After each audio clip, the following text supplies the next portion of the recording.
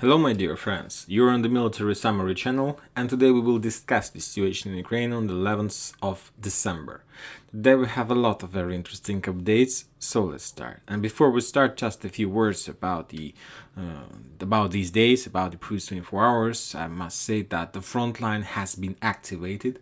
The Russians attacks all over the front line and they managed to achieve some success. So let's discuss and try to understand what the Russians are talking about.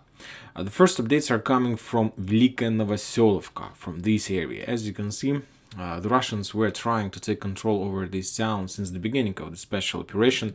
This is the focal point, this is the vital town for the Ukrainians, because the entire front line, the entire defense orders in this area completely stands on this town. And if the Russians are able to take Velyka Novosilka, of course we understand that the entire north part, the west part of from Kurakhova and the east part from Gulay Polya, all this area will be collapsed automatically, and the Russians will be able to achieve some kind of operational squares to develop their offensive operation.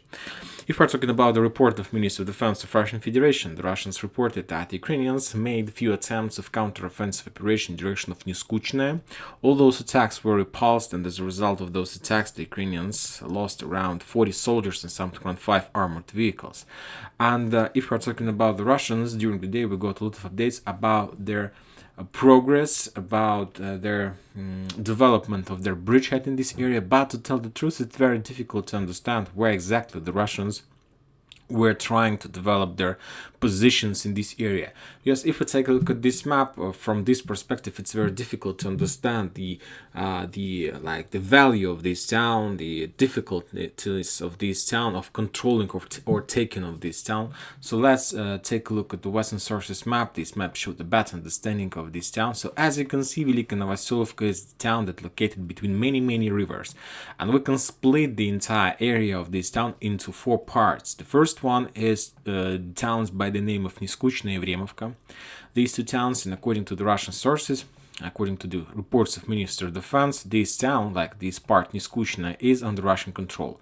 During the previous months, there were a lot of updates that the Russians managed to enter Vremovka or something like this. If you remember, the Russians called this area around Novosilka with the title of the Vremovka Tactical Bridgehead. So this area is, and we can understand why, because through Vremovka there is a road that goes from let's say Gulay Polya in direction of Velyka Novosilka through Vremovka. Another road that goes to Velyka Novosilka is from the north. Sometimes it's very important to use the forces that the Ukrainians have in Gulay Polya, because there are a lot of forces and this front line is a little bit calm, there are no movements, just artillery duels. So if it's necessary, the Ukrainians can use the reserves from this area to stop some kind of Russian progress in this area, and it's not a very good idea for the Ukrainian to use the forces that located in Marinka Kurachovka, because in this case you are forced to use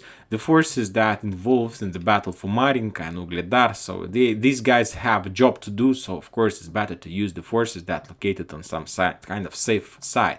So this tactical bridgehead, Vremovka tactical bridgehead, is very important. And furthermore, if we're talking about Novosilka, this town, there were a lot of updates from the Russian sources. As you can see, this map has been updated, showing that Velyka Novosilka is the road that connects these 2 towns is under Russian control. So the Russians managed to cut this road, and of course for the Ukrainians it's like a vital question to return control or to establish or return control over this road that connects Gulay Polya with Velyka Novosilka. So to make front line stable, I believe that Ukrainians do have possibility to use fields that located on the north from these roads to move their vehicles and so on.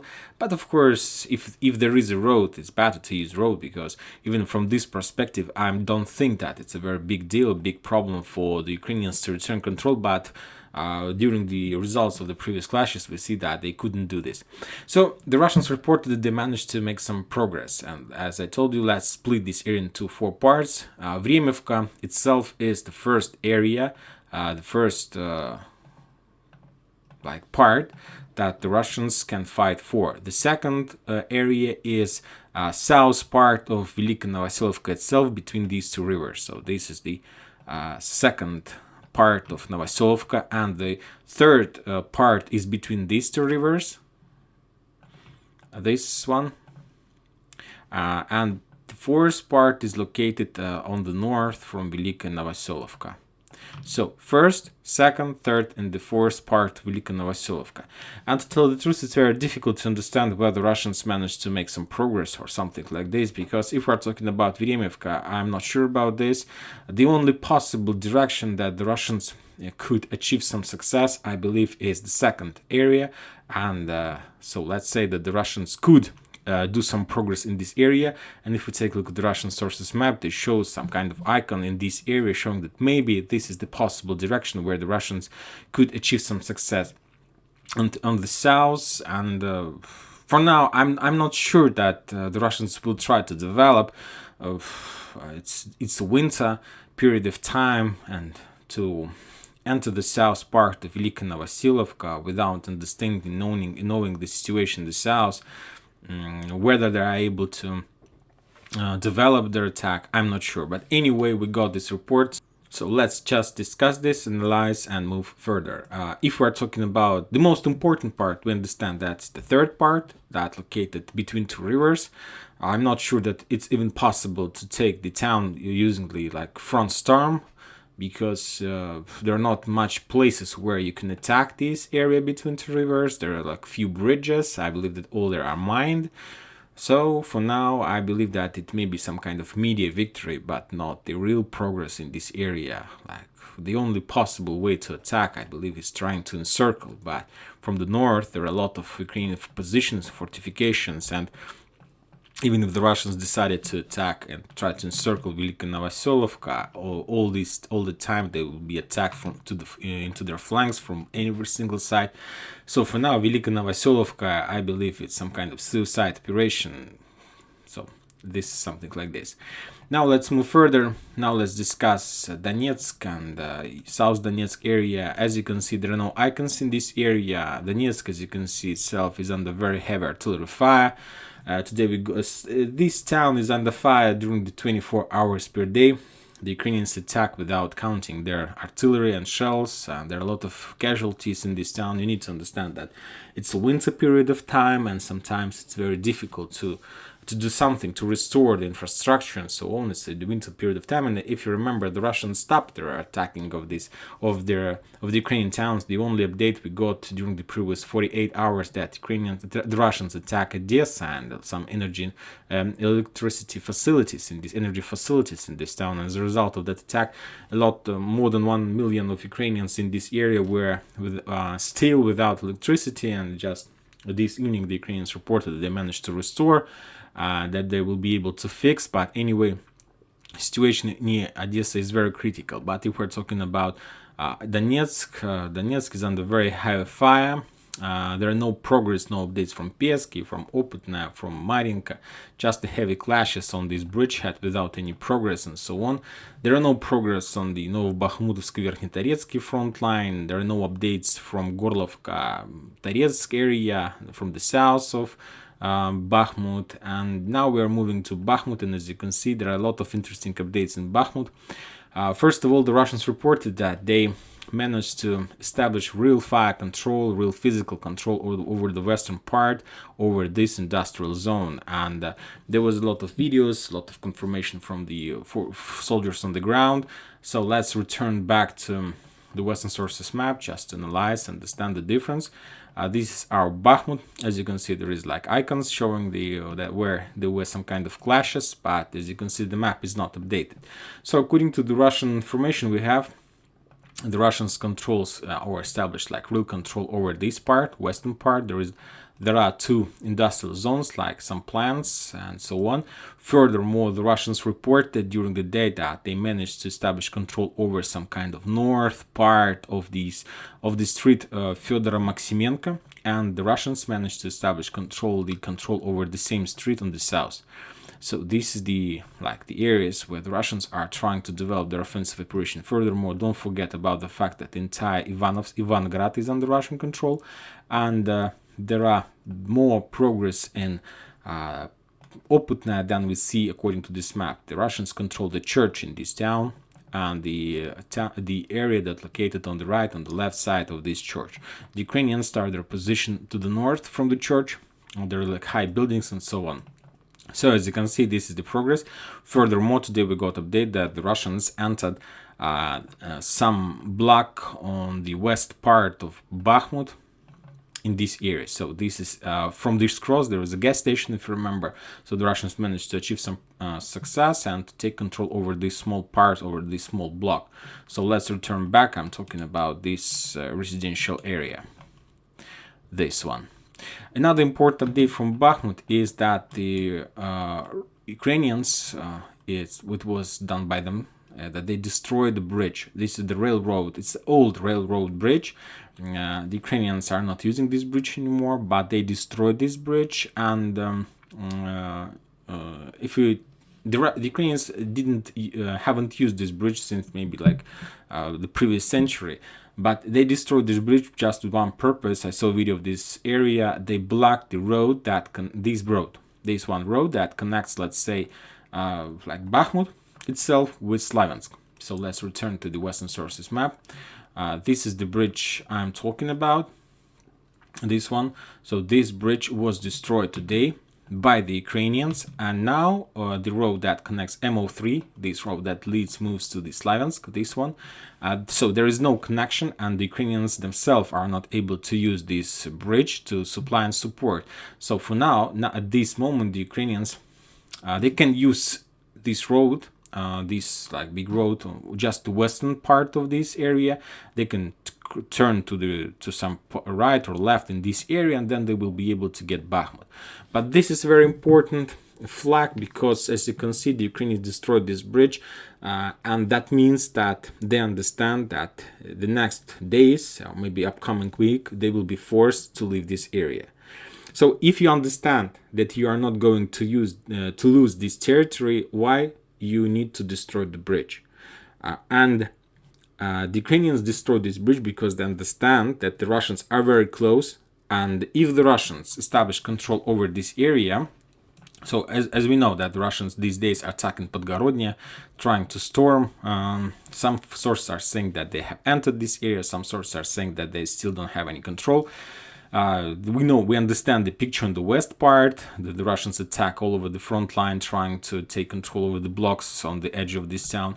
And now we are talking about this bridge. So this bridge is destroyed, and if the Ukrainians didn't destroy this bridge, that means that the Russians would be able, using this road MO3, to cross these bridges and then to establish control over this cross. And with this attack, the Russians would be able to take control over this part of Bakhmut. And from this very moment, we can say about the complete encirclement, or operational complete encirclement of Bakhmut, with just one road that connects Chasov Yar and Bakhmut, that would be under fire control from the south and from the north. But by the fact that Ukrainians destroyed this bridge and they completely blocked this road, and they are not able to use this, and the Russians as well, from this very moment, if the Russians want to encircle Bakhmut, they need to attack, or at least in this area, to move to the north in this direction. It's the town by the name of Krasna Gora. So before taking this part, the western part of this river, first they need to take Krasna Gora and Paraskofivka, these two areas. And from this very moment, the Russians need to, then they will be able to move one more time to the west and to do the same. So it's difficult situation, difficult operation, because we understand that Ukrainians have big power, big forces on the Seversk, that they supply Solidar, and they will be able to move a lot of force to Krasnogora. And so the only thing that Ukraine deal made is just they want some time. The Ukrainians want some time, and but this is the flag that the Russians have progress. The most important answer to the one important question is that Ukrainians destroyed this bridge because they understand that the Russians will be there very, very soon. Because if they understand that the Russians wouldn't ever get there, why they need to destroy the bridge? So, and this is a very important flag, and I believe that these days, maybe the next upcoming week, we are going to see significant progress of the Russians on the north of Bakhmut. But for now, we have what we have. Now let's move to the north. to the north, and there are no progress from Seversk, Belogorovka area, and now we are getting to the Lyman-Kupiansk front line. If we are talking about this entire area, the Russians reported that as a result of the previous 24 hours, the Ukrainians lost around 95 soldiers, something around 10 armored vehicles, 3 artillery systems, if we are talking about the entire front line. But if we are talking about some kind of current front line, the hottest area is the area on the square between Plashevka, Makeyevka, Terny, and Chervonopopovka. This square is the is one of the most interesting these days. There are very heavy clashes. There is like both parties attacks, both parties storming each other, and there is like attack, like everybody attacks, nobody is in defense.